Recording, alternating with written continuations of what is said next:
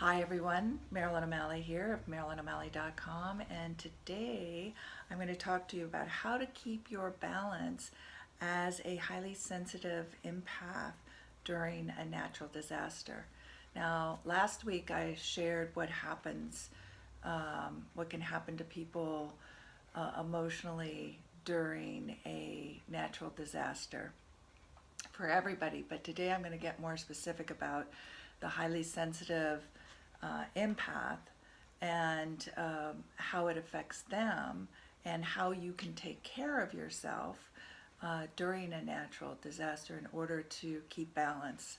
And um, and I want to say balance here is about not keeping even keel all the time. It's about allowing yourself um, to feel and time to deal with those feelings so that you don't get knocked out of kilter and feel overwhelmed. So first of all, if you don't know if you're highly sensitive, you can go to MarilynO'Malley.com, and on the homepage there's a place where you can go and take a short test, and it explains what it means to be highly sensitive.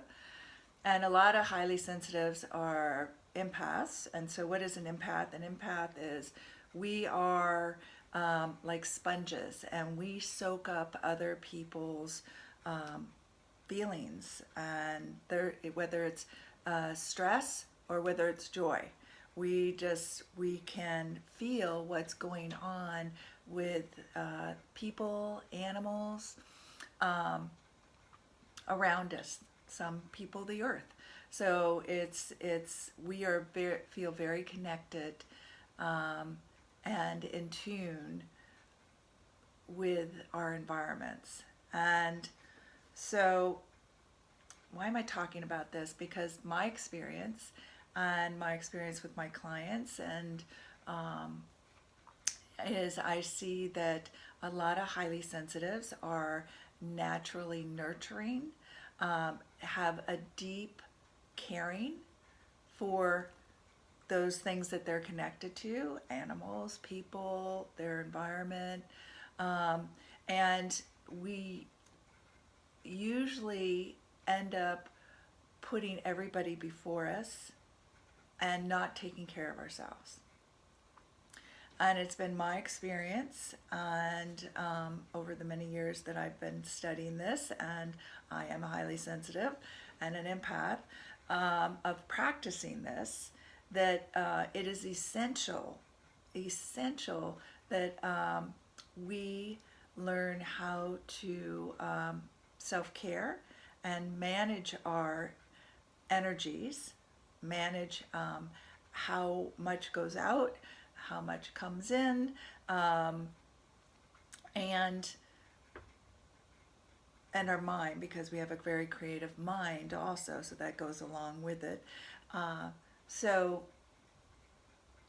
and why it's important, as a result of picking up all these other energies, whether they're positive or negative, feel overwhelming, can be stress inducing, can give us sensory overload, which can cause a variety of illnesses. So some of the empath health issues are burnout, social anxiety, adrenal fatigue, chronic depression, autoimmune diseases, phobias, pain, compassion fatigue, overgiving. So those are just some things. And who are these highly sensitive, empathic peoples during a natural disaster time, right? They would be, so there are firemen, there are the ambulance people, there are the medical teams, there's the nurses, there are therapists, there are teachers, there are coaches, they're everybody in our community. So everybody, every aspect of our community, there's a highly sensitive in it. And highly sensitives are really good at problem solving. are really good at picking up on things that other people aren't. Um, and so, we are needed in times of natural disasters. We know how to help. We know what to do for people. We have just these natural instincts, and our natural instinct is to take care of. But one of the things that doesn't get talked about a lot is that being an empath, and I did this, being an empath and I'm feeling everybody's energy. And we learn this as we start to grow up in our family. So if there's somebody in your family who's in a lot of pain, but whether it's a mental illness, whether they're frustrated, they don't know how to deal with their own emotional things that are going on, or whether they actually have physical pain, we will find ways to help them in order to take their pain away. And we do this because so we don't have to feel it, right? So we think if somebody's sad or depressed and we can make them happy, then we won't have to feel that sadness, that depression, or that anger. So we will come up with very inventive, creative ways to help people. And then we get used to helping people. We see that, oh, we're needed in this way. We have value in this way of helping others. And it comes at a cost of disregarding who we are, because usually in our families, right, we're taking care of watching everybody else. So our life can feel somewhat balanced, right? Feel like it's not so overwhelmed by all the stuff that's going on around us. And then we try to handle that. And then as we grow up, we think that that's our position in life, is to be helping everybody else and taking care of everybody else. And everybody else is more important than we are. Now, I know I'm talking about a natural disaster, right? So I know that there's things that go on and there's tragedies that happen, and whether it's happening to you directly or whether you're on the outside of it, you're feeling the pain, you're feeling the different things that are going on in the community around you. It might be that you can even envision some of the things that were happening. You have great compassion you can understand, oh my God, what it must feel like to lose somebody, or to lose your home, or to be evacuated and have to be out of your normal routine for a day for a long time, or completely lose your house or loved one.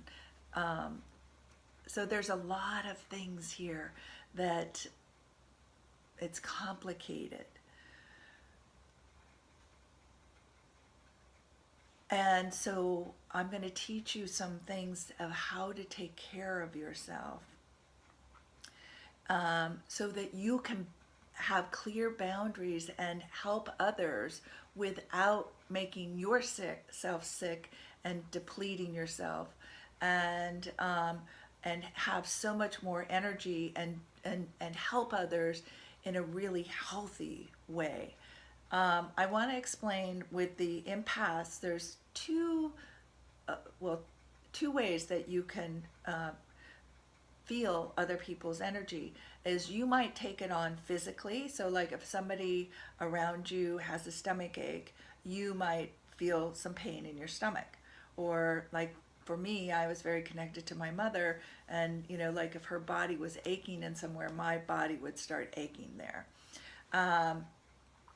And also then there's the emotional, that you can feel things. So you'll have feelings like if somebody's depressed around you, then you will start to feel that depression. You can walk into a room and take on the strongest emotions in there. So, or you can do both, which I have both. I tend to be stronger in the emotional, but I still take on physical pain. And actually, the more I think about it, I kind of tend to do both. So I have to watch a lot of times, and I ask you to start paying attention when you're feeling things or things come on suddenly, for you to ask yourself, this is the first thing, is this mine or somebody else's? So if all of a sudden you have a pain and like your knees start hurting, but there's nothing wrong with your knees, to ask yourself, is this mine? Or if you start feeling anger or depression that comes on, like you walked into a room or you went to work, you were fine, and then you show up at work and there's all of a sudden you feel anxious. And a lot of times, because we don't know this, a lot of you don't know that you're empathic, that you're feeling other people's things, but you're thinking it's you. You're thinking there's something wrong with you. And so, first thing to ask yourself, is this mine or somebody else's? And usually, when you ask that question, is this mine? If it's not yours, the pain or the emotion will diminish, will lighten. And then one of the things the next thing I usually instruct people to is say, okay, anything that isn't mine, go back to your owner. Like clear it. Just feel like you're clearing. I'm just going to take charge of what my energy, so I'm going to let everybody else's go.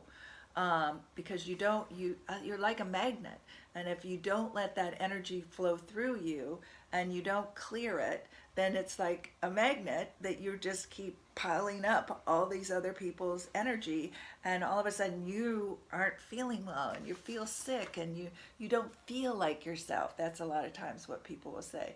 I don't feel like myself, and it'll feel like and you might get have brain fog and not feel clear thinking.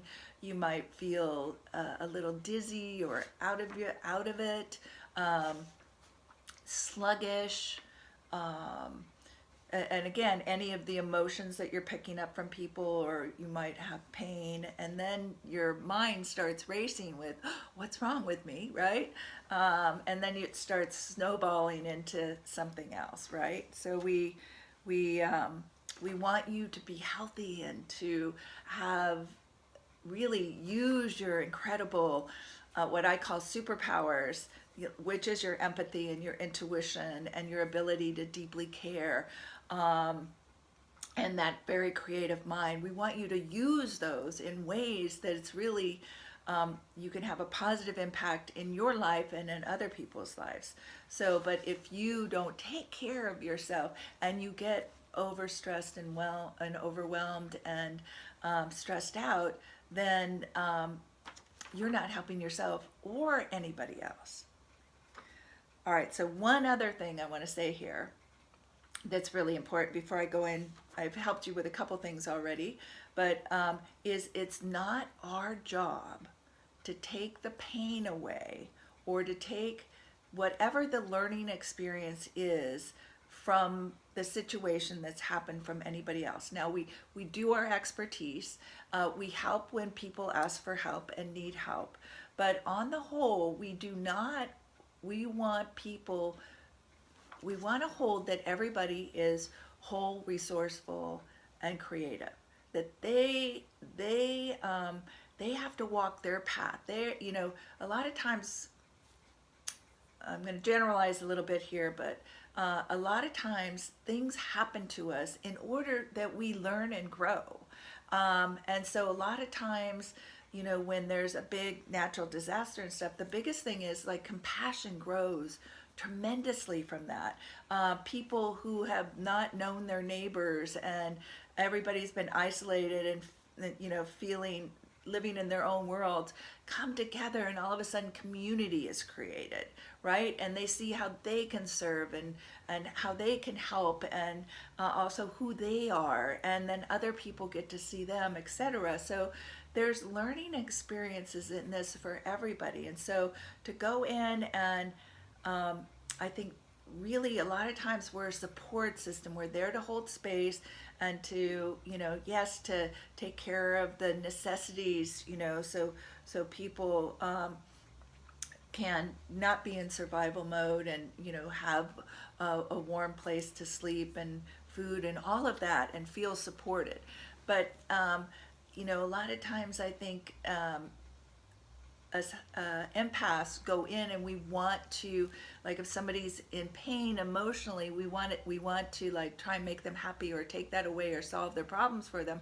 And actually, for them to heal, they need to process those emotions. They need to feel those feelings. And it might be for the first time they're feeling something instead of pushing it away. And so I would ask you to allow people to feel what's going on, to process the things that are going on with them. And so, and realize it's not your job unless they're asking you specifically for help. And then still, it's their individual stuff. You can guide, but they've got to figure out what's good for them and get in touch with what's going on with them. All right?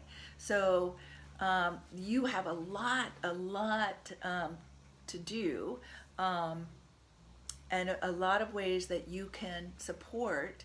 And so, number one, beyond the giving, checking in, is this mine or somebody else's? Then clearing what isn't yours. Just, it's as easy as saying anybody's energy that isn't mine, go back to the owner. And then two is you know, setting healthy boundaries, saying yes to what you're capable of, and saying no when you're feeling overwhelmed or you can't do something, or you'll find somebody else. You know, you can be a resource. So I'm going to use my list here to keep myself focused. So clearing other people's energy. So like I said, that's giving it back to them. That's also learning what's your energy and without other people's energy. So discovering who you are without taking other people's energy on. So so it's one thing for you to like feel, oh, that person's depressed, but to be hanging out in that energy, you don't need to be. So it's like, oh, that person's depressed, and then give that energy back. You don't need to keep dancing in that energy. You don't need to stay connected. So you can feel like you're giving it back. You can put if you know an aura, or you can imagine that there's a boundary around you that's you can still feel, but the energy stays out there. Their energy stays out, and you take care of this energy that is close to you. I actually call, if you think about your aura space, which is like your fingertips all the way up and all the way down below your feet, and your body, I call that your mobile home. And if you think about your mobile home, you always want to be feng shuiing your mobile home so it's as clear as can be, so that you don't have a bunch of other people's energies and beliefs and feelings and pain that is messing up how clearly you can see the world and use your intuition and have a clear vision of what is around you and possibilities, right? So feng shuiing your energy all the way around you, and there's lots of different ways. And I'll be putting this list up on creating a blog out of this, so you can go find it, and I'll have a lot of this listed. Also, you can find different things about clearing energy that I have on my YouTube channel, Marilyn O'Malley YouTube channel. There's all sorts of information on that. And then also grounding yourself. Another way to help you clear is to ground your energy. So when we get overwhelmed and stressed and overstimulated, we become like a leaf in the wind.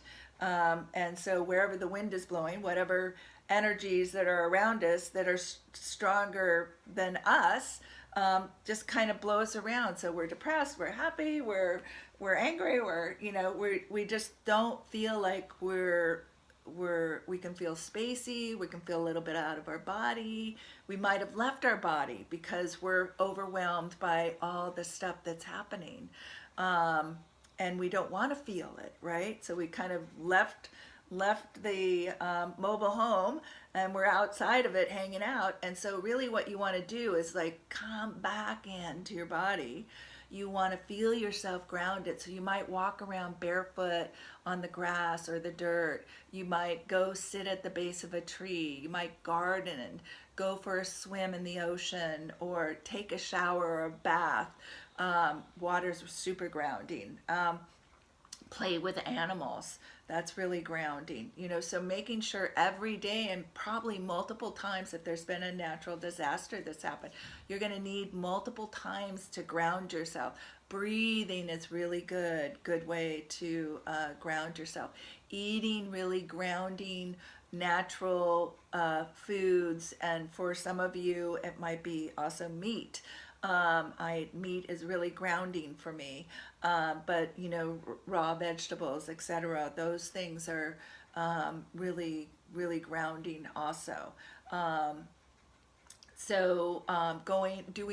Working out, moving your body is very grounding, and it's also great to help move energy that you might have taken on from other people out through you. So exercise is really or just moving your body, like I said, whether it's walking, running, swimming, biking, hula hooping, yoga, whatever is good for you, that's really grounding and beautiful for you. Meditate. So our highly sensitive mind, which is very creative, and that compassionate mind that's pulling in all these information from all over the place, all this energy, needs to be calmed. And so you have learning to manage that and not let it run away with you is very soothing, very much helping you to balance, to help you manage your life during these times. So even taking 5 minutes, but hopefully you can do at least 20, will and maybe multiple times a day, and even it might even just be a minute to just come back, let your mind bring your energy in, bring in all your energy that's scattered out around you from into the future and from the past, and just bring all that energy into this moment right here, right now, and to just follow your breath in and out, or to watch the flame of a candle, or put on a beautiful piece of music, and just every time your mind starts to wander, just come back to whatever it is that you're focused on. So you're not letting it run wild with your imagination. You're not thinking about everybody else and what needs to be done and all those to-do lists. All that energy comes in to this moment right here, right now. So that's very, very healing. Self-love. Allowing yourself to feel and process what's going on with you. Because a lot of times we're out there helping, or we're in our imaginative, or we're picking up on different energies, and we forget that we need to process. We need to feel what's feeling. We need to feel the anxiety of whatever just happened. We need to feel the fears that went through us, the sadness of the losses,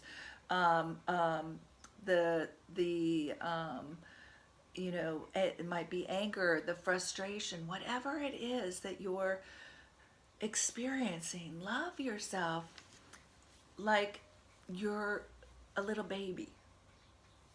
It's really this it's you're taking care of yourself like you're all it's gonna be all right. It's gonna be all right. What are you feeling? I'm there for you.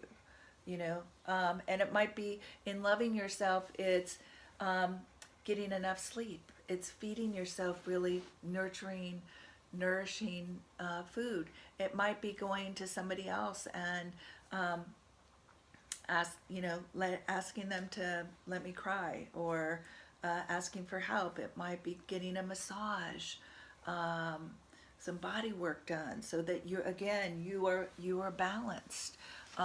Drinking lots of water, taking a bubble bath, in any way, using essence of oils.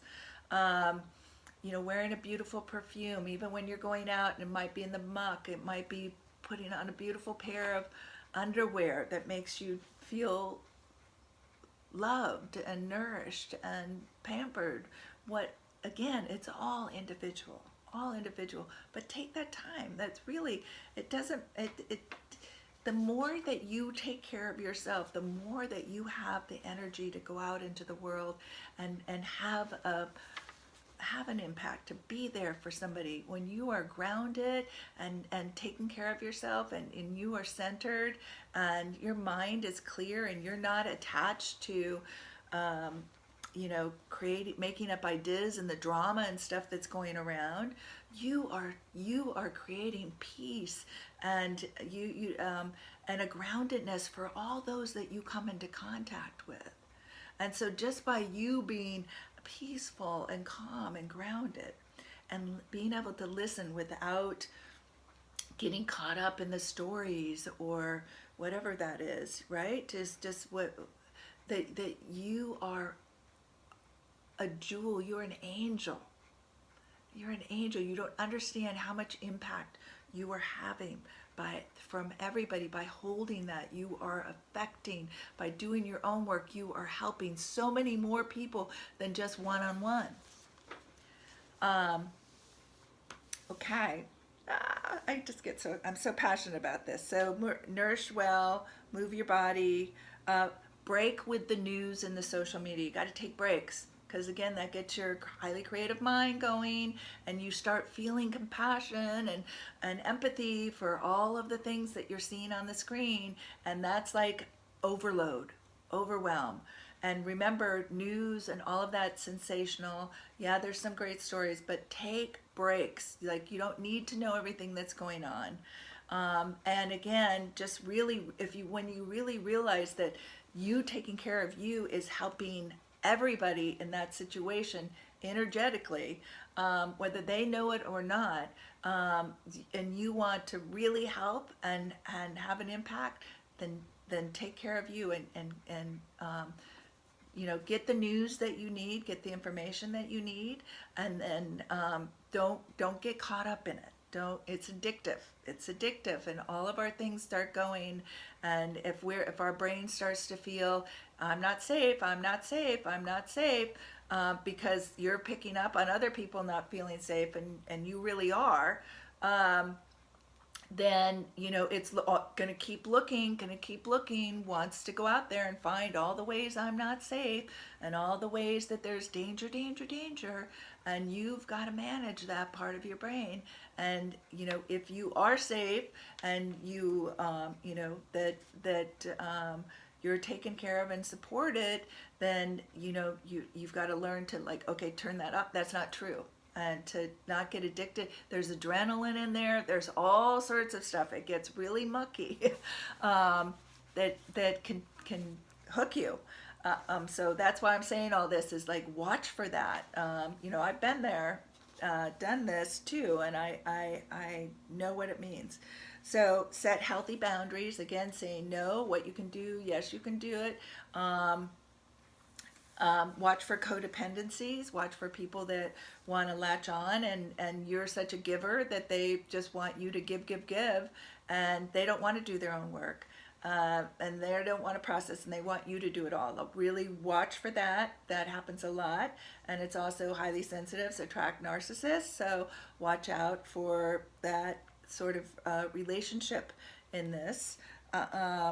Work on your own issues. So whatever your fears and doubts that get triggered from this natural disaster or the things going on around you where you have not done your work that are triggering it, go do your work. Go do that work. It's all coming up, so you can do that and feel more connected to who you really are. And turn off periodically. Go escape. Go get in nature. Take walks. Don't watch TV. Do some artwork or be creative or do something where you don't have to be on 24/7. Get body work, balance your chakras, any of those health things. So that's just a, a pretty good list of a lot of things that you can even add to that. I'm sure I've missed some things, and I will again add those to my list on on the blog site. But I hope this is helpful, and if you have any questions about this, please feel free to contact me. You can contact me through my website, MarilynO'Malley.com, and I think my phone number's on there. You can even give me a call if there's some way that I can help you, assist you.